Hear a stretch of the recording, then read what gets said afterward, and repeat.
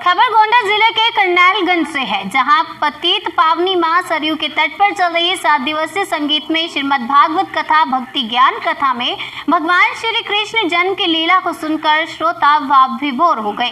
कथा व्यास ब्रह्म शास्त्र विद्या शक्ति पीठाधीश्वर अंतर्राष्ट्रीय कथा प्रवक्ता आचार्य श्री रसराज मुद्रुल जी महाराज श्री धाम वृंदावन द्वारा संगीत में श्रीमद् भागवत कथा सुनाई गई। कथा में भगवान श्री कृष्ण की जन्म कथा का प्रसंग सुनकर श्रद्धालु भाव विभोर हो उठे। कथा व्यास रसराज मुद्रुल जी महाराज ने कहा कि भगवान श्री कृष्ण ने अपने भक्तों का उद्धार व पृथ्वी को दैत्य शक्तियों से मुक्त कराने के लिए अवतार लिया था। उन्होंने कहा कि जब जब पृथ्वी पर धर्म की हानि होती है तब तब भगवान धरती पर अवतरित होते हैं।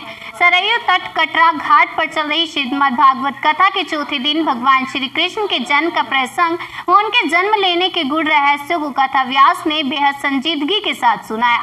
कथा प्रसंग सुनाते हुए कथा व्यास ने बताया कि जब अत्याचारी कंस के पापों से धरती डोलने लगी तो भगवान श्री कृष्ण को अवतरित होना पड़ा। 7 संतानों के बाद जब देवकी गर्भवती हुई तो उसे अपनी संतान की मृत्यु का भय सता रहा था। भगवान की लीला वे स्वयं ही समझ सकते हैं। भगवान कृष्ण के जन्म लेते ही जेल के सभी बंधन टूट गए और भगवान श्री कृष्ण गोकुल पहुंच गए। कथा का संगीतमय वर्णन सुन श्रद्धालुगण झूमने लगे। कथा के पश्चात कथा आयोजकों द्वारा सरयू तट कटरा घाट पर विशाल भंडारे का आयोजन किया गया था, जिसमें पहुंचकर हजारों की संख्या में भक्तों ने प्रसाद ग्रहण किया। मैं आपसे 2 पल से भी बड़ा हूँ, तो एक काम करिए। अभी तो आपने 3 पल मांगे थे, अगर 4 पल भी मांगते यार तो मैं पूरे करूंगा।